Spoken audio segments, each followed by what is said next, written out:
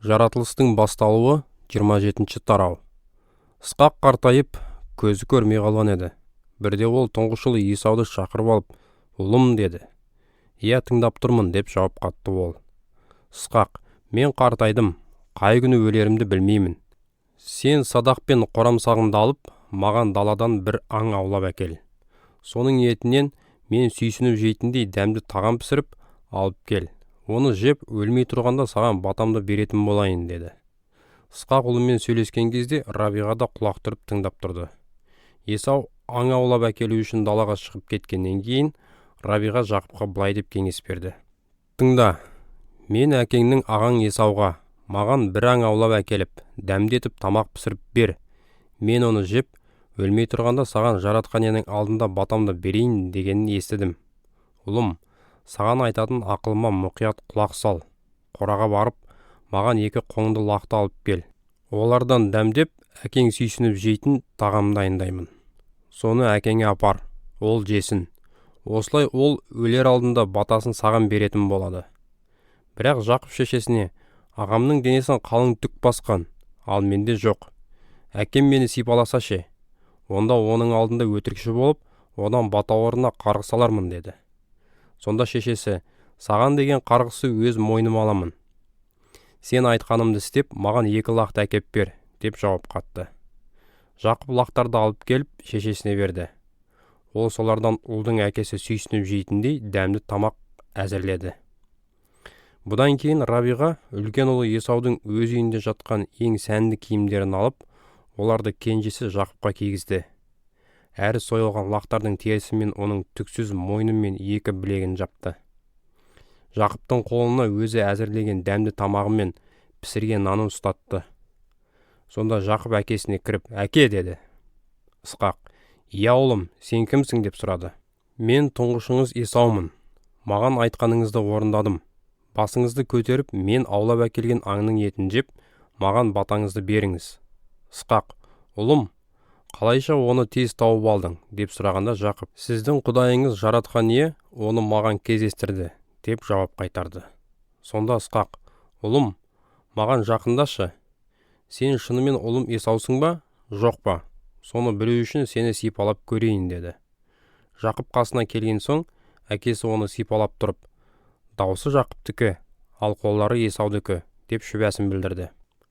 Жақыптың қолдарынан ағасының қолдарындағыдай түкті сезгеннен кейін Ысқақ Жақыпты танымай қалды. Оған батасын бермек болды. Бірақ ол тағы бір рет: «Сені шынымен ұлым Есаумысың?» деп сұрады. Жақып: «Иә, солмын» деп жауап берді. Сонда әкесі: «Ұлым, аңнан әзірленген тамағыңды бер, мен жейін де саған батамды берейін» деді. Жақып әкесіне тамақты ұсынды. Ол жеді. Кейін шарап әкеліп, ол оны да ішті. Содан соң Ысқақ: «Ұлым, маған жақын келіп, мені сүй» деді. Жақып әкесінің қасына барып, оны сүйгенде, Ысқақ оның киген киімдерінен Есаудың иісін сезді. Содан ол ұлына батасын беріп былай деді: «Ұлымның иісі жаратқан ие жарылқаған даланың иісіндей. Айырмасын Құдай сені аспан шығынан, әрі топырақтың құнарлығынан, ағыл-тегіл астық пен жүзім шырынынан, саған ұлттар қызмет жасай берсін, һәм халықтар бас етім болсын. Сен берейтін бол бауырларыңды, саған бағынсын анаңның ұлдары. Сені қарғайтындарды қарғыс атсын, ал батасын беретіндер жарылқансын». Ысқақ батасын аяқтап, Жақып әкесінен шығып бара жатқан кезде, ағасы Есау аң аулаудан қайтып келді.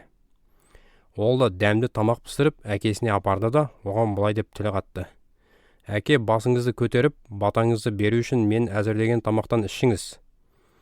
Сонда әкесі одан: «Сен кімсің?» деп сұрады. Ол оған: «Мен тұңғыш ұлыңыз Есаумын ғой» деп жауап берді. Сонда Ысқақ қатты дірілдеп шошып кетіп: «Аң аулап, маған жаңа ғана тамақ әзірлеп әкелген адам кім болды екен? Мен сол тамақты сенгелер алдында ғана жеп, оны әкелген адамға батамды беріп қойдым. Енді батам сол күйінде қалады» деді. Есау әкесінің сөзін естігенде әбден күйініп, қатты айғайлап жіберіп: «Әке, маған да батаңызды берсеңіз етті» деп жалбарынды. Ал әкесі: «Інің қулықпен келіп, саған тиесілі батаны иемденіп кетті» деп бас тартты. Сонда Есау: «Оның аты Жақып қой, ол мені 2 рет алдап үлгерді. Алдымен ол менен тұңғыштық жолымды алдап алды. Енді маған тиісті батаны да емденіп кетті, деді де әкесінен, сіз маған деген ешқандай бата қалдырған жоқсыз ба? Деп сұрады. Ысқақ, мен оны саған билеуші етіп, барлық бауырларының бәрін өзіне қызметші қылып бердім. Оны мол астықпен, жүзім шырынымен қамтамасыз еттім. Ұлым, мен енді сен үшін не істей аламын? Деп жауап берді. Әке, сізде бар болғаны бірақ батам еді. Маған да батаңызды бере көріңіз, деп Исау дауыстап жылады. Соңында Ысқақ оған бата беріп былай деді. Құнарлы топырақ пен аспан шығынан сен алшақтау мекендейтін боласың. Семсеріңе сүйене өмір сүресің, әрі бауырыңа мойынсынып жүресің. Бірақ жұлқынып қарсы шыққан уақытың жеткенде, мойныңдағы езгісінен оның босап, құтылып кететін боласың.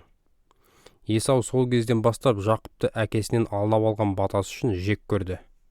Ол өз-өзіне, көп ұзамай әкем дүние салып, жоқтау айтатын уақыт келер. Содан кейін Жақыптың көзін құртамын деді. Үлкен ұлының бұл сөздері Рабиғаның құлағына шалынды. Сонда ол кенжесін шақырып алып, ағаң Исау кек алып сені өлтірмекші. Сондықтан айтқанымды тыңда. Тез жолға жиналып, Харандағы туған ағам Лабанға қашып кет. Ағаң Исаудың ашуы басылғанша сол жерде біраз қала тұр. Кейінірек ол сенің өзіне істегеніңді ұмытып, ашуы қайтқаннан кейін біреуді жіберіп сені шақыртып аламын.